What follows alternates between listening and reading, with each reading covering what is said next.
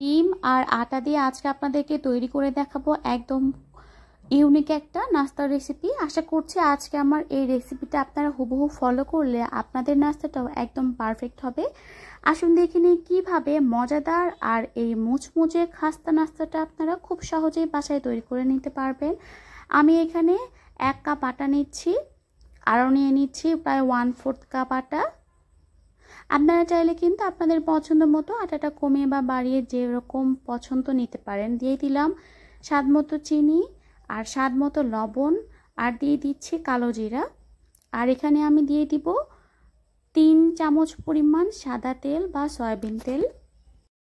এই তেলের সঙ্গে প্রথমে আমি আটাটাকে শুকনো অবস্থাতে খুব সুন্দর করে মিশিয়ে নেব। একটু সময় নিয়ে কিন্তু কাজটা করতে হবে। দেখেন এরকম আটাটা যখন হয়ে যাবে তখন আমি এর মধ্যে নর্মাল পানি দিয়ে মোটামুটি শক্ত একটা ডো তৈরি করে নেব। একদম বেশি নরম করে কিন্তু মাখানো যাবে না। আর এই ডোটা যখন আমরা রেস্টে রাখবো তারপরে কিন্তু এমনিতেই একটু নরম হয়ে যাবে। এরপরে আমি সামান্য একটু সয়াবিন তেল দিয়ে উপরটা একটু মাখিয়ে এটাকে রেস্টে রেখে দিচ্ছি প্রায় 1 ঘন্টার জন্য। আপনাদের হাতে যদি সময় কম থাকে তাহলে কিন্তু আধা ঘন্টা রেস্টে রাখলেও হবে। তারপর এটাকে আমি ঢেকে রেখে দিচ্ছি। এই নাস্তাটা তৈরি করার জন্য আমি যেই পুরটা ব্যবহার করছি সেই পুরটা এখন আমি তৈরি করে নেব। এখানে আমি পর্যাপ্ত পরিমাণ সয়াবিন তেল দিয়ে দিচ্ছি 2 মুঠ পরিমাণ পেঁয়াজ কুচি। পেঁয়াজ কুচিটাকে সামান্য একটু প্রথমে নরম করে ভেজে নেব। তার মধ্যে আমি দিয়ে দিচ্ছি স্বাদ মতো কাঁচামরিচ কুচি।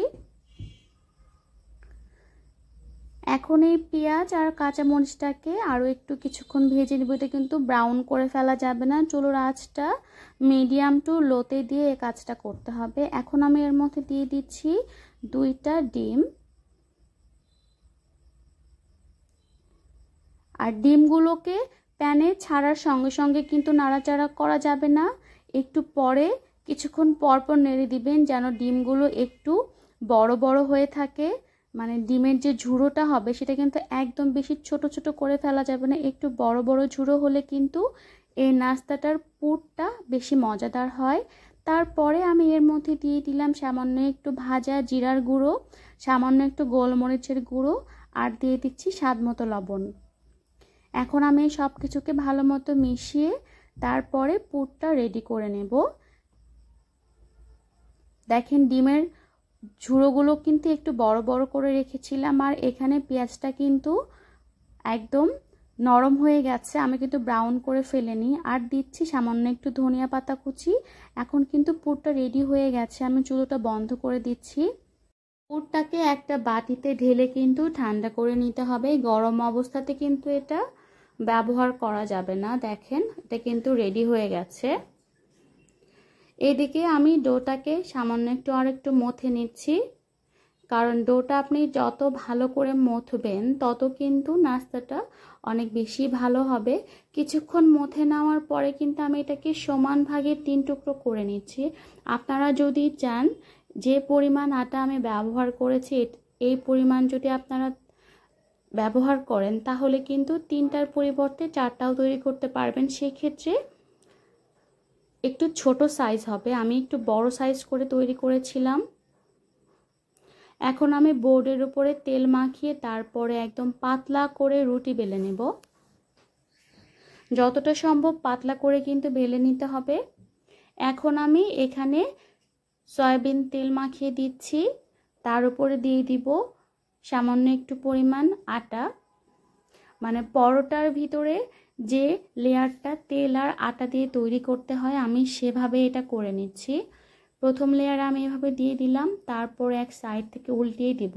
আপনারা দেখলেই নিশ্চয়ই বুঝতে পারবেন আমি কিভাবে নাস্তাটার ভাঁজগুলো দিয়েছি। তারপরে এই পাশটার উপরে আবার তেল আর আটা ছিটিয়ে তারপরে এই পাশ থেকে উল্টিয়ে দিলাম। আবার এই লম্বা অংশটার উপরেও কিন্তু তেল দিয়ে দিচ্ছি, তারপরে সামান্য একটু আটা দিয়ে দিলাম। এখন আমি এভাবে ভাঁজটা কমপ্লিট করে নিলাম। এখন এটাকে আরেকটু তেল দিয়ে পরোটার মতো 4 কোনা করে বেলে নেব। এতে করে কিন্তু এর ভিতরে অনেকগুলো লেয়ারের সৃষ্টি হয়েছে, আর এতে করেই কিন্তু খাবারটা অনেক বেশি মুচমুচে হবে আর মুখে দেওয়ার সঙ্গেই কিন্তু মিলিয়ে যাবে। এরকম করে একটু বেলে নিতে হবে, পাতলা করে বেলে নেবেন, কারণ বেশি মোটা করে রাখলে কিন্তু নাস্তাটা অনেক বেশি মুচমুচে হবে না। আমি 2টা ডিম আর যে পরিমাণ পেঁয়াজ দিয়ে পুরটা বানিয়েছিলাম, এটা দিয়ে কিন্তু 3টা নাস্তার জন্য একদম পারফেক্ট ছিল পুরটা। আপনারা যদি বেশি করে বানাতে চান তাহলে ডিমের পরিমাণটা আরও একটু বাড়িয়ে দিবেন। এখন এই সাইডটা একটু বেলে নিলাম পাতলা করে, কারণ বেশি মোটা থাকলে কিন্তু খুব ভালো মতো মুচমুচে হবে না। তারপর এরকম ছুরির সাহায্যে কেটে নিচ্ছি। এখন আমি এই ছোট ছোট কাটা অংশগুলো এই পাশটাতে একটু সিল করে দিচ্ছি।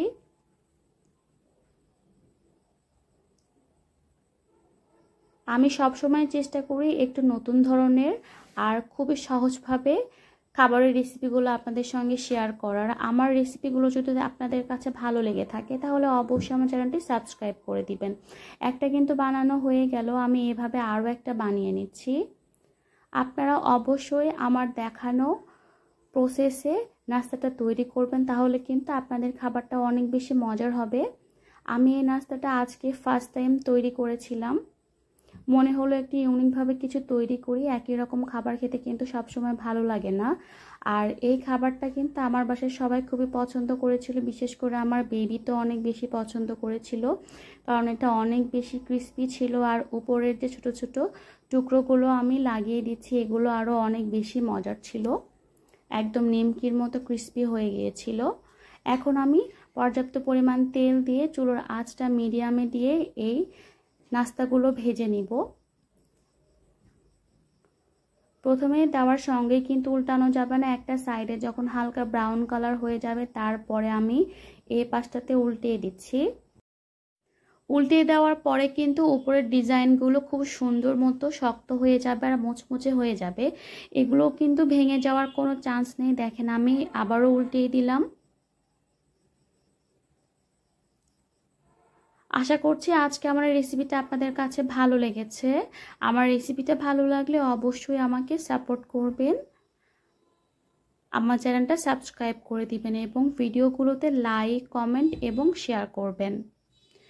ভাজা কিন্তু হয়ে গেছে, এখন আমি তেল ঝরিয়ে উঠিয়ে নিচ্ছি। এভাবে আমি পরে আরও একটা ভেজে নিব। আমি কিন্তু অনেক বড় প্যানের মধ্যে ভেজেছিলাম, কিন্তু এই নাস্তার সাইজগুলো একটু বড় থাকার কারণে 3টা একসঙ্গে ভাজা যায়নি। এখন আমি এগুলোর মাঝখান থেকে একটু কেটে নিচ্ছি। দেখেন কতটা সুন্দর মতো ভিতরটা কুক হয়েছে। এখন আমি এগুলোকে একটু সাজিয়ে নিচ্ছি। এটা খেতে কিন্তু কোনো সালাদ বা সস কোনো কিছুই লাগবে না, এমনিতেই কিন্তু অনেক বেশি মজা লাগে। এতক্ষণ যারা আমার সঙ্গে ছিলেন, আমার রেসিপিটা পুরোটা দেখেছেন, তাদেরকে অসংখ্য ধন্যবাদ। দেখা হবে আবার নতুন কোনো পর্বে, সে পর্যন্ত ভালো থাকবেন। আল্লাহ হাফেজ।